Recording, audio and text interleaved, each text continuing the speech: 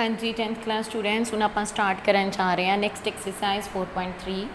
Find the roots of the following quadratic equation कि आपां नूं क्वाड्रेटिक इक्वेशन दित्तियां ने असीं उहदियां की निकालनियां ने रूट्स निकालनियां ने जिवें आपां एक्सरसाइज 4.2 दे विच फैक्टराइजेशन मैथड दे नाल एक्स दीयां वैल्यूज़ निकालनियां रूट्स निकालनियां इफ दे एग्जिस्ट कहते भी अगर वो एग्जिस्ट करदियां तद ही आपां ने रूट्स निकालनियां by the method of completing the square completing the square method use करके आपां ने की निकालनियां उहदियां रूट्स बट उस तो भी पहलां आपां चैक करना कि ये एग्जिस्ट करता है या नहीं करता सो जो भी चैक करना आपां कि क्वाड्रेटिक इक्वेशन दीयां वैल्यूज़ जिहड़ियां रूट्स आ वो एग्जिस्ट करदियां जां नहीं करदियां ते आपां उहदे वास्ते की निकालदे आ डिस्क्रिमिनेंट जिन्होंने आपां डी दे नाल डोनेट कर दिंदे आ डिस्क्रिमिनेंट किहदे इक्वल आंदा b² - 4ac अगर तो इनू सॉल्व करके वैल्यू साडी पॉजिटिव आ जाती है जां जीरो भी आ जाती है तद भी रूट्स एग्जिस्ट करूगियां अगर ये वैल्यू जी लैस दैन जीरो आ जाती है यानी कि नैगेटिव आ जाती है तद जड़ियाँ रूट्स वो एग्जिस्ट नहीं करूगियां इनू पहला जनरल फॉर्म के नाल कंपेयर करते हैं आपां देखो discriminant is equal to b² यानी -7 द स्केयर -4 a यानी x² का कोफिशिएंट तो c यानी कि कॉन्सटेंट ओके बेटा ये कंपेयर करके b की वैल्यू तो c की वैल्यू -7² 49 4 2 8 8 3 24 हुण अगर असीं इनू माइनस करांगे तो की आ जाऊगा 25 यानी कि ये है ग्रेटर देन है जीरो तो ग्रेटेस्ट आ गया देयरफॉर रूट्स आर एग्जिस्ट भी रूट्स जिहड़ियां आ वो एग्जिस्ट करनगियां अगर ये नैगेटिव आ जाता तो साडा सम इत्थे ही खत्म हो जाना सी ओके बेटा हुण बेटा जी ध्यान देना है कंप्लीटिंग द स्केयर मैथड ते आपां किवें करदे हैं स्टैप बाय स्टैप इस मैथड नूं समझना है ईजी है बस स्टैप बाय स्टैप सब तो पहला काम जिहड़ा आ वो एक्स स्केयर का कोफिशिएंट की होना चाहिए 1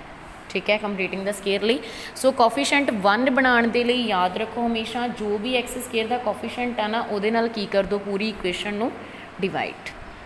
हुण एक्स स्केयर दे नाल की मल्टीप्लाई हो रहा 2 तो डिवाइड किहदे नाल कर दो 2 नाल अगर एक्स स्केयर का कोफिशिएंट इत्थे जो भी हुंदा 3 हुंदा 4 हुंदा उहदे नाल आपां की कर देनी डिवाइड क्योंकि असीं इहनूं 1 तां ही बना सकते हैं सानूं की चाहिए कोफिशिएंट ऑफ एक्स स्केयर 1 चाहिए ठीक है सो डिवाइडेड बाय 2 दे नाल डिवाइड करते हैं पूरी इक्वेशन नूं करांगे आपां डिवाइड 0/2 0 आ जाऊगा 2 दे नाल 2 की हो गया कैंसल बचा कि एक्स स्केयर प्लस की आ गया 3/2 इज इक्वल टू 0 सो पहला स्टैप साडा हो गया आपां ने एक्स स्केयर का कोफिशिएंट की बना लिया 0 दैन 3/2 इधर प्लस हो रहा दूसरी साइड पर लै जाने की हो जाऊगा माइनस जोड़ा नैक्सट स्टैप है जो भी ध्यान रखना है अगर जोड़ा भी थोड़ा एक्स का कोफिशिएंट है एक्स के कोफिशिएंट का असीं की करना हाफ यानी जो भी एक्स का कोफिशिएंट होया उन्होंने हमेशा 2 दे नाल की कर दो डिवाइड हमेशा 2 नाल करनी आ ये नहीं सोच लेना कित्थे आपां 2 नाल कीती सी तां 2 नाल कीती हमेशा एक्स के कोफिशिएंट नूं डिवाइड किहदे नाल करनी है 2 नाल देखो जिवें 7/2 आ उन्होंने 2 नाल डिवाइड करांगे सानूं पता है नीचे वाली टर्म का की हो जाऊगा रेसिप्रोकल सो ये की बन गया 1/2 यानी कि बन गया 7/4 राइट बेटा फर्स्ट स्टैप की सीगा divided by coefficient of x square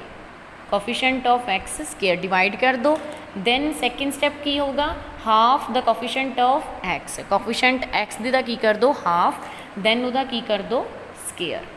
half करन तो बाद की कर दो स्केयर तो उस स्केयर नूं जो भी आया सॉल्व करके वो एक बार आपां इस इक्वेशन च की कर देना प्लस तो एक बार की कर देना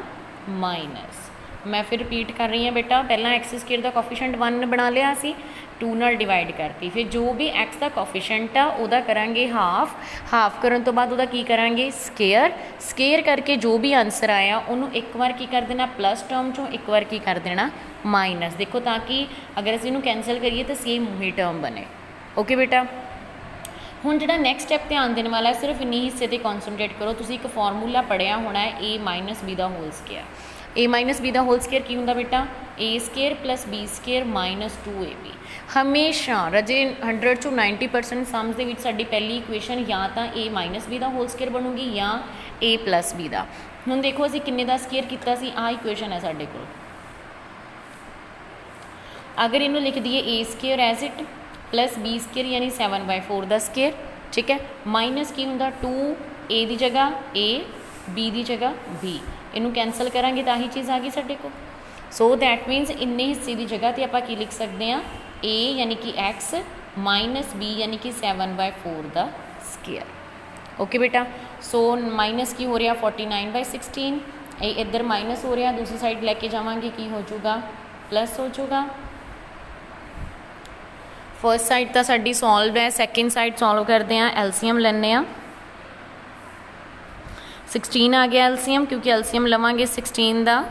ਤੇ ਕੀ ਆ ਜਾਣਾ 16 ਹੀ ਆ ਜਾਣਾ। 16 ਨੂੰ 2 ਨਾਲ ਡਿਵਾਈਡ ਕਰਾਂਗੇ, ਨੀਚੇ ਵਾਲੀ ਨਾਲ ਡਿਵਾਈਡ ਕਰਦੇ ਹਾਂ, 8 8 3 जा 24 प्लस की आ गया 49, राइट बेटा। सो ये आ गया x minus 7/4 plus minus minus minus करांगे की आ जाऊगा 25/16। ओके बेटा, हुण आपां नूं पता राजे 25/16 किन्ने दा स्केयर हो सकता है।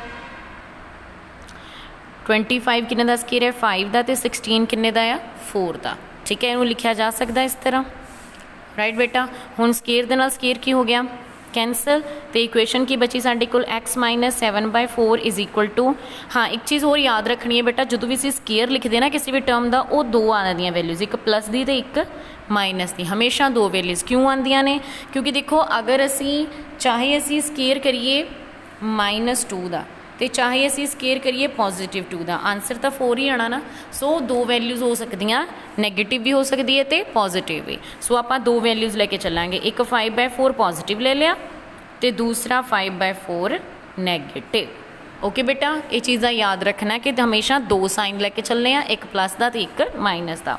हुण जो असीं इहनूं सॉल्व करांगे 7/4 उधर जाके कादा हो गया प्लस का, इस तरह ही इधर 7/4 जाके की हो गया प्लस का। एलसीएम लवांगे 5 + 7 12 की आ गया 4। इधर एलसीएम लवांगे, ये आ गया साडे कोल 2/4, यानी कि सॉल्व करते हैं 3, तो इधर सॉल्व करते हैं कि आ जाऊगा साडे कोल 1/2। ये की आ गया साडा आंसर। ओके बेटा।